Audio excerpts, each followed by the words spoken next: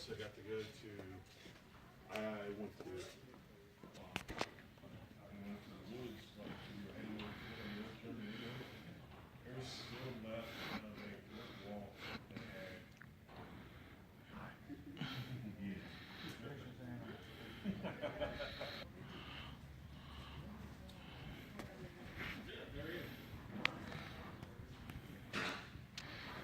Break on, maybe. Imagine flying in something like that. That'd be cool.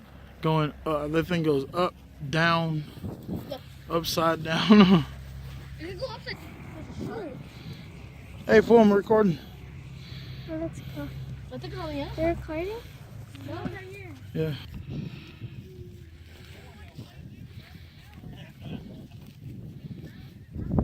And this is Bones. Rescue plane, I guess, for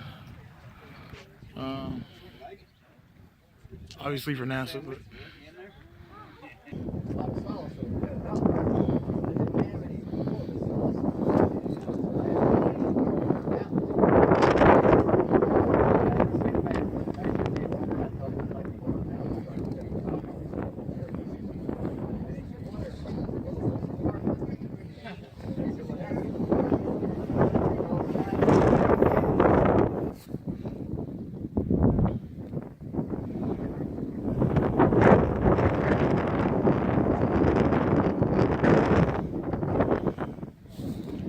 that is a hell of a view back there, man.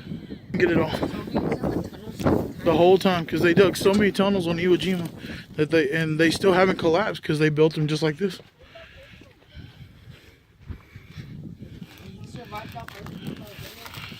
Yeah, I mean they basically moved homes down there and created officer buildings and all sorts of stuff.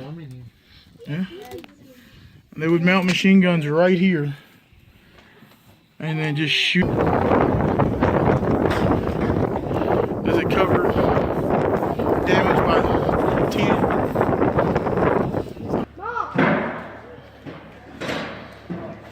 This yellow one's a Canadian multi-alloy, like it's aluminum front, cloth fuselage, and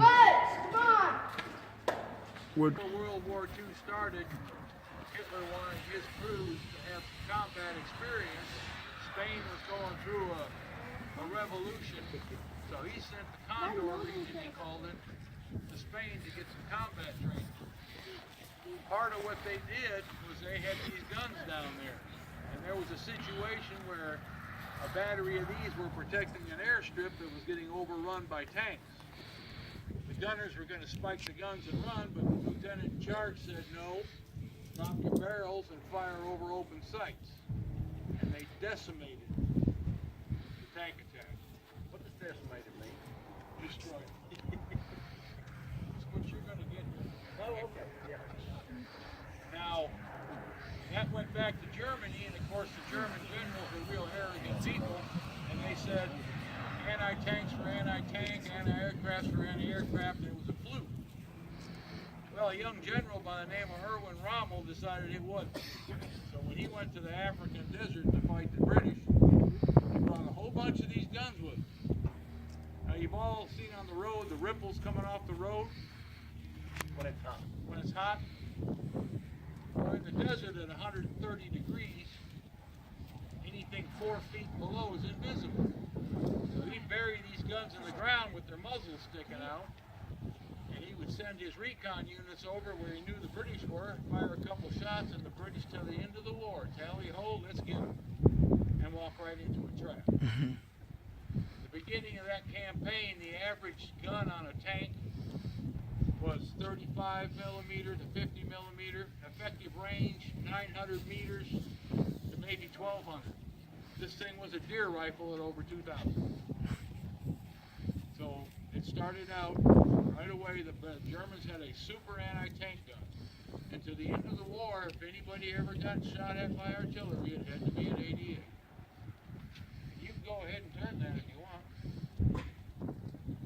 This thing's been sitting in Norway for 50 years in the snow and the ice, and it turns so smooth that these kids can sit there and do it. An adult can do it.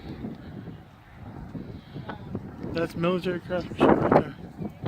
Who cares about their big square block? Look, Amos, looks like somebody beat you to it. Still pretty bare bones though. That's a good frame. I think it's got a name on it too. I don't know, just piling information.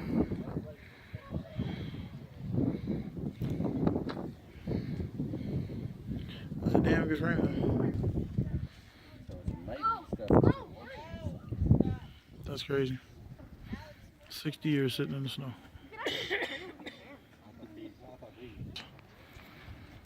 I'm gonna try and upload this while we're in Lubbock because they have such better, well, no, just data. Lubbock is what they call it.